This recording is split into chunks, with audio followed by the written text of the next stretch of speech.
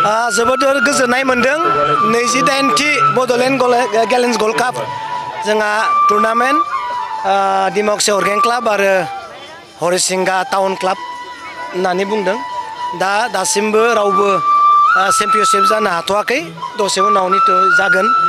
दा आं गोजोननाय मोनदों आंनि ओनसोलनिनो आंनिनो भेरगाव समस्ति आंनिनो डिमाकुसि एट द हम टाउन गोजोननाय मोनदों आरो जोंहा फिल्डआ एसे फिसा जाना दङ जोंहा गिदिर फिल्ड बानायगासिनो दङ एक्सटेनसन खालामगासिनो दङ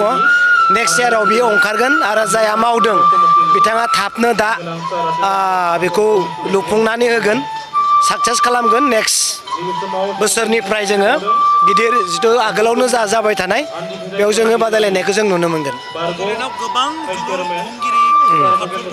नाथाय बिथांमोननि जिथु नांगौ जों नुनो मोननाय जायाखै जिथु थांनाय गभर्नमेन्ट नंगौ बे मोनसे बिराद सिरियास मेटार जाना फैदों सेंग्रा सिख्लाखौ जौगाहोनायनि लामा आरो जुरिजेननाया जोंहा बे खेला दुलानिफ्राय जायो जोलुर बादायलायनायनिफ्राय जायो भलिबलानो जा जेखि जाया एनि गेम्स स्पर्ट्स जों गोसो होनांगोन आरो बिटिसि सरकारखौ जों बुंगोन जिहेतु जोंबो एसे बिटिसि सरकारजोंनो थाफानाय हिसाबै बिसेसकै बिटिसिनि फान्ड जिथु स्पर्ट्स डिपार्टमेन्टआव आगोलाव जेसेबां होयोमोन बेनिख्रुइ बांसिन डाबल स्पर्ट्सनि फान्डखौ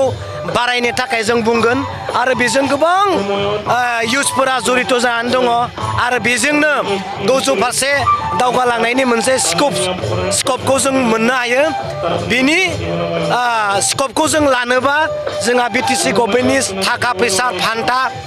गोजौ फारसे जानांगोन बुरजा जानांगोन जेन मेनटेन्स खालामनो हानाय जानांगोन बेनिखायनो बिटिसि सरकारखौ जोंबो बुंगोन हाग्रामा महिला दैदेननाय सारनि सरकारखौ जों बुंगोन जे स्पर्ट्सआव मोजां डिपार्टमेन्टजों लोगोसे मोजां फान्डखौ एलिकेसनखौ होगोन होननानै जोङो सारखौ जोङो खावलायगोन।